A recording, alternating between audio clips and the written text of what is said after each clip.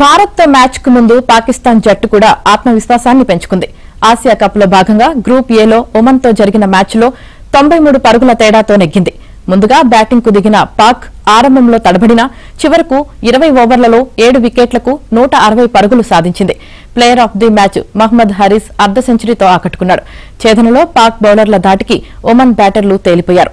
దీంతో ఆ జట్టు 16.4 ఓవర్లలో 67 పరుగులే చేసి చిత్తుగా ఓడింది.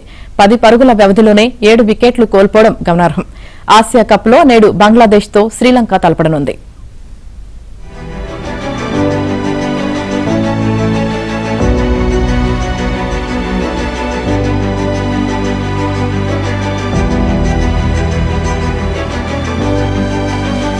కు 20 ఓవర్లలో 7 వికెట్లకు 160 పరుగులు సాధించింది.